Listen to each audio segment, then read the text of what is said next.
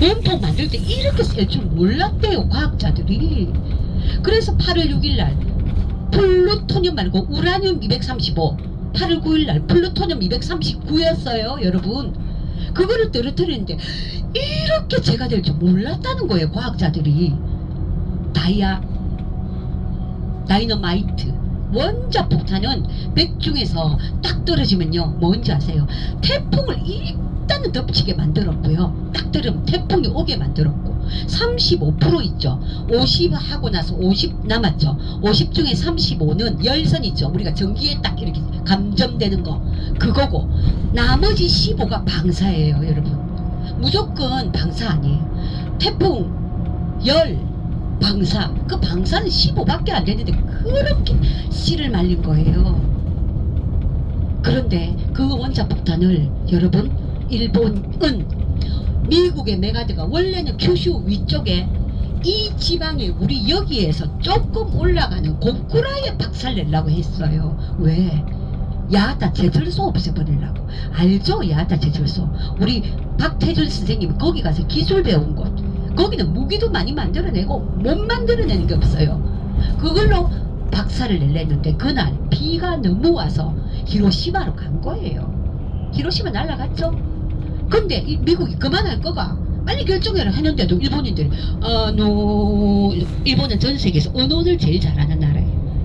보고 하고 위에서 보고. 우리나라 사람은 어떤 성격이에요?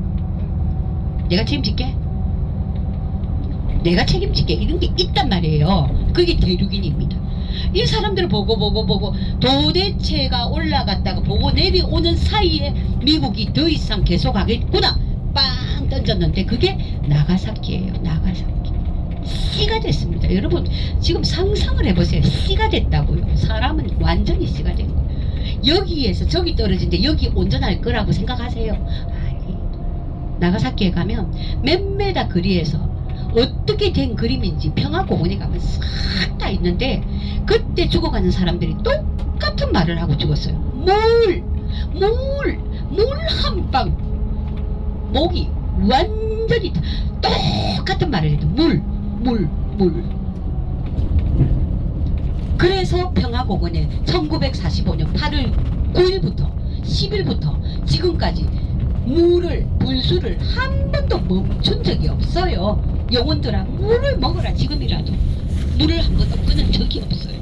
그 정도로 위험한 거예요. 그게 일본이 당했다는 거죠. 근데 여러분 태평양 전쟁 때 어마어마한 일이 일어납니다. 일본이 뭘 했겠어요?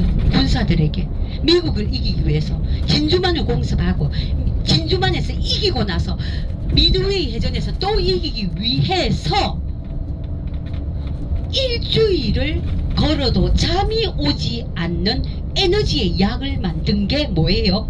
여러분 히로뽕 아세요? 마약의 원산지는 일본입니다. 메스암페타인. 그때 군인들에게 먹였더니 군인들이 일주일간 안 자도 행군을 잘하는 거예요. 그죠? 와 대단하다 이랬는데 나중에 전쟁이 끝나고 나서 군인들이 중독된 걸 알았단 말이에요. 정신병 질환도 막 생겼어요. 근데 그때까지 발견되기 전까지 일본의 어머니들이 전 세계에서 교육률이 1위였거든요. 그때 고3 아이들에게 집중력 잠 안 오고 너무 좋다고 먹인 거예요. 고3 애들에게 동경대 와세다대 보내려고. 걔들 나중에 다 헷가닥 된 거예요. 메스암페타인 히로뽕 조현병 생긴 거예요. 그래서 일본이 조현병 치료제를 만든 거예요 여러분. 그래서 이유예요. 근데 코닥은 미국이 무너졌죠. 일본이 후지필름은 성공했지요. 뭐 때문에 성공했는지 아세요? 생각을 다르게 하는 겁니다. 이때까지 가지고 온 생각이 아니고 필름을 뽑아봤더니 와 20년 전에 필름을 보니까 색이 노화가 되네. 이 뭐야? 색이 빛발해버리네. 흑백 빛발해버리네. 그러면 이제 필름의 시대 끝났다. 근데 미국의 코닥은 아니다. 계속된다. 고집 부리다가 휙 망하고 일본 후지필름은 코닥을 이겼어요. 생각을 바꿨기 때문에. 왜? 그러면 우리가 이렇게 노화되는 과정을 사람의 몸으로 한번 오타쿠적으로 생각해보자. 역발상을 해보자. 사람의 몸도 나이가 들면 노화되지. 그래.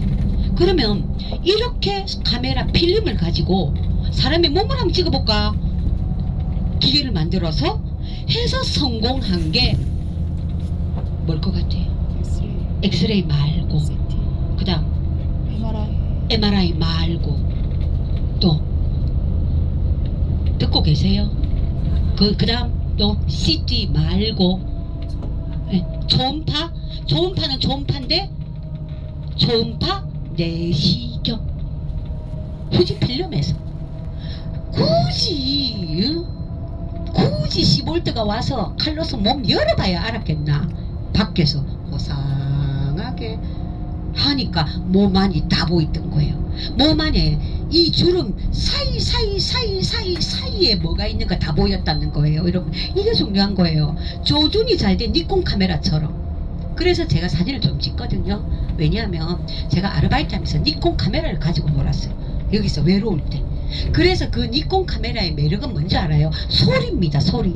그래서 저는 사진 찍어 드리고 싶은데 소리를 안 켜서 주는 분 싫어라요. 사람이 착 사진을 찍으면요, 니콘 카메라 쫙 감기는 그 소리는 예술입니다. 저 아까 여러분 찍어 드릴 때 유별스럽게 소리가 예쁜 카메라가 또 있어요. 착착착착착착착 귀에 얘기를 걸어요. 코스모스 찍어봐요. 코스모스 그냥 찍는 게 아니에요. 대화하면서 찍어야지. 카메라를 대화를 해야 찍어요. 그래서 초음파 내시경을 일본이 만든 거예요, 여러분. 이게 아이디어입니다. 그래서 그들이 노벨상을 30개 가까이 받을 수밖에 없어요. 일본은 노벨장은 있어도 졸업장은 없어도 됩니다. 아버지 하던 떡방학간 물려받는 게 영광이고, 그리고 우리 집이 1000년이 됐는데 우리 자식이 안 받는다 하면 대를사위라도 물려줍니다. 우리 가문은 영속돼야 된다. 그래서 변호사 하다가도 마지막에는 아버지 이발관을 물려받기 위해서 950년대 기술을 고향으로 돌아와서 하는 정치인도 많습니다. 그래서 여러분 보세요. 저 나무들이 그냥 우연히 생긴 나무가 아니다. 저 삼나무가 일본인들은 죽도록 목숨을 바쳐서 삼나무를 심었더니 세월이 흘렀더니 저렇게 키가 컸다더라. 일본인 저걸 절대 꺾지 않는단다. 나중에 자산이기 때문에 언젠가 위급할 날이 왔을 때를 생각해서 끊임없이 살아있는 한 나무를 심겠단다. 우리도 일본에 와서 보니까 나무가 너무 많았어. 우리는 왜 나무가 점점 없어지지? 라고 보니까 장례 문화 때문이었다. 우리나라는요, 일본인들은 100% 처음부터 지금까지 납골합니다. 납골 아세요? 납골에서 부잣집은 우리 마당에 아버지를 모시고 우리 마당에 어머니를 모십니다. 마당에 못 모시면 마을 어귀에 공동으로 모시게 되어 있어요. 나무를 꺾을 이유가 없습니다. 우리는 옛날부터 장례를 지낼 때 관을 만들었어요. 귀족들은 더 비싼 나무를 원했죠. 돈이 없는 사람은 얄궂은 나무를 할 수밖에 없었어요. 나무가 없습니다. 두 번째, 우리는 군불이라는 것, 시골의 군불, 나무를 해서 방을 따뜻하게 하는 온돌 문화였어요. 일본인들은 100% 타탄 돗자리 같은 걸 깔고 온돌 문화 자체가 없습니다. 1도 없습니다. 그래서 새 집을 지어도 침대보다도 타타미를 사랑하는 나라죠. 습기를 쫙 빨아들여 주거든요. 그죠? 근데 여러분 이거 아세요?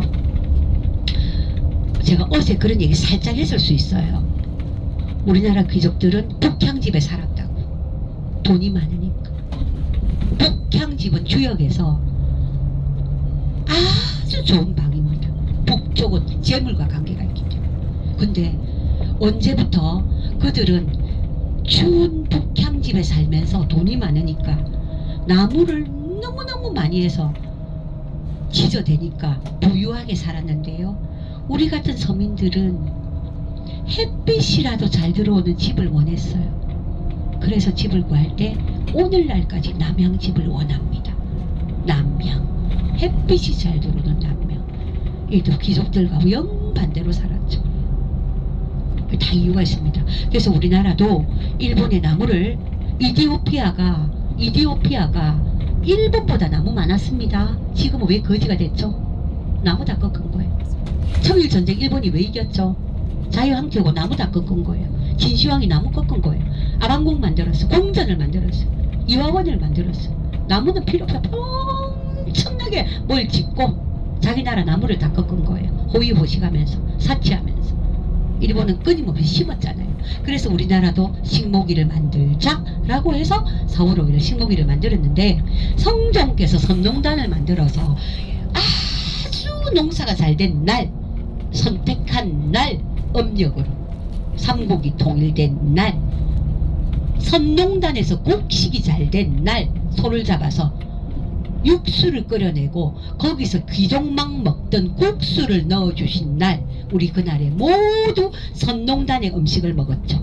그게 오늘날의 설렁탕입니다. 선농단에서 먹었던 거 설렁탕. 옷도 함부로 안 짓잖아요. 그죠? 역사성을 두고 옷을 짓습니다. 한복도 우리가 이순신 장군이 통영 앞바다 견내량의 물살을 이용하면서 한복을 입은 여성들에게 강강수월래를 하면서 토요토미 히데요시 적에게 우리를 과시했던 그런 임진왜란 때, 그죠? 왜 화장을 진하게 하고 댕기를 메고 꽃고무신을 신고 빨주노초 파란보에 한복을 입으면서 전쟁을 했냐면요, 우리 군사가 이렇게 활동적이고 군사가 많다라는 것을 토요토미 히데요시 군에게 보여주기 위해서 그랬 거예요. 그래서 도고 헤이아치로가 이순신 장군의 하객진 전법을 평생 연구해서 결국은 러시아에 이기게 됩니다. 그래서 대마도에 가면 이순신 장군의 위패 있죠. 위패를 모시고 제사 지내고 발틱 함대를 겨냥해서 결국은 대마도에서 38척 중에서 26척을 전부 괴멸시키고 그래서 이긴 거예요. 일본이 러시아를 이긴 이유는 우리들의 이순신 장군을 연구하지 않았으면 절대 불가능합니다. 그리고 먹거리를 연구하지 않았으면 졌어요. 러시아가 어떤 나라였어요. 그죠? 그래서 아마 그런 역사성을 가진 나라다. 러일 전쟁에 일본이 이기지 않았으면 우리는 일본 속으로 들어올 이유도 없어요. 없는데 만일에 러시아가 이겼다고 여러분 한번 상상을 한번 해보세요. 우리는 어떤 길로 갔을까 또. 일본인이 또 우리를 데리고 들어와서 자기 주머니 속에 넣긴 했는데 만일에 숙제가 러시아가 이겼으면 우리는 또 어떻게 됐을까, 뭐 이런 고민들이 참 많이 생기더라고요. 그러나 지나간 일이고 우리는 전쟁은 있어서는 안 된다. 중요한 건 절대로 전쟁은 있어서는 안 된다. 그게 우리들의 마음입니다. 자, 아소산 들어가서 지금 식당에서 제가 설명하는 동안 보니까 딱 출발했나 안 했나 일본인들 너무 피곤합니다. 여러분 이렇게 다 와가나 예약 안 하면 밥도 안 주소.